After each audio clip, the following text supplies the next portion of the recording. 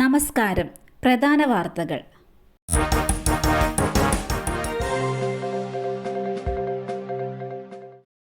ആദായനികുതി റിട്ടേൺ സമർപ്പിച്ചില്ലേ?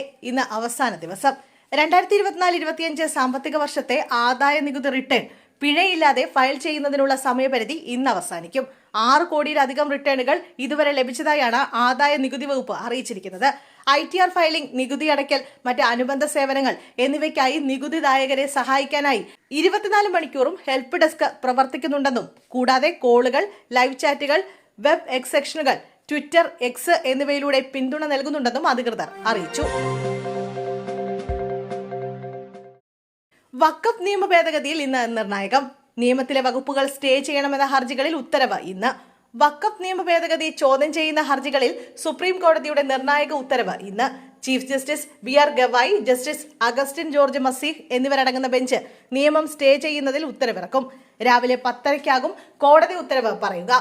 കഴിഞ്ഞ മെയ് 22 നിയമത്തിന്റെ ഭരണഘടന സാധ്യത ചോദ്യം ചെയ്തുള്ള ഹർജികളിൽ സുപ്രീം കോടതി വിധി പറയാൻ മാറ്റിയത്. നിയമത്തിലെ ചില വകുപ്പുകളുടെ സ്റ്റേ ഉൾപ്പെടെയുള്ള ആവശ്യങ്ങളിലാകും ഉത്തരവിറക്കുന്നത്. പുതിയ നിയമത്തിലെ വകുപ്പുകളുടെ ഭരണഘടനാ സാധുത ചോദ്യം ചെയ്യുന്ന മുഖ്യ വിഷയം പിന്നീട് പരിഗണിക്കും. കോയിപ്പുറത്ത് കൂടുതൽ പേർ മർദ്ദനത്തിന് ഇരയായി. രശ്മിയുടെ ഫോണിൽ 5 വീഡിയോ ദൃശ്യങ്ങൾ. സൈക്കോ മോഡലിൽ യുവാക്കളെ ക്രൂരമർദ്ദനത്തിനിരയാക്കിയ സംഭവത്തിൽ കൂടുതൽ പേർ ദമ്പതികളുടെ ക്രൂരമർദ്ദനത്തിനിരയായെന്ന് സൂചന. കേസിൽ കൂടുതൽ ഇരകളുണ്ടെന്ന സംശയത്തിലാണ് പോലീസ്. സൈക്കോ മോഡലിൽ ആലപ്പുഴ സ്വദേശിയെയും റാന്നി സ്വദേശിയെയും കൂടാതെ മറ്റു 2 പേരെയും മർദ്ദനത്തിനിരയായെന്നാണ് പോലീസ് സംശയിക്കുന്നത്. മുഖ്യപ്രതിയായ ജയേഷിന്റെ ഫോണിലെ രഹസ്യ ഫോൾഡർ തുറക്കാനുള്ള ശ്രമത്തിലാണ് പോലീസ്. കൂടുതൽ ഇരകളുടെ ദൃശ്യങ്ങൾ ഫോണിലുണ്ടെന്നാണ് പോലീസ് സംശയിക്കുന്നത്. രശ്മിയുടെ ഫോണിൽ മർദ്ദനത്തിന്റെ അടക്കം 5 വീഡിയോ ദൃശ്യങ്ങളാണ് പോലീസ് കണ്ടെത്തിയത്.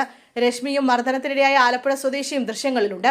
റാന്നി സ്വദേശിയെ കെട്ടിത്തൂക്കി മർദ്ദിക്കുന്നതും ഫോണിലുണ്ട്.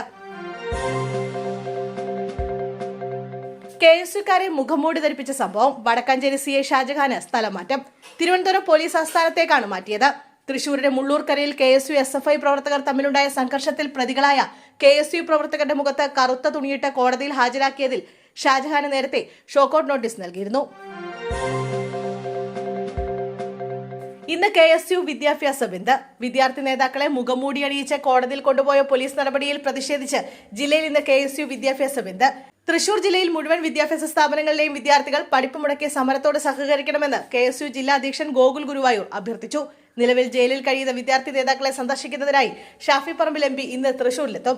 വിയൂർ സബ് ജയിലിലെത്തി വിദ്യാർത്ഥികളെ കാണുന്ന ഷാഫി സമകാലിക രാഷ്ട്രീയ വിഷയങ്ങളോട് പ്രതികരിക്കുമെന്നാണ് സൂചന.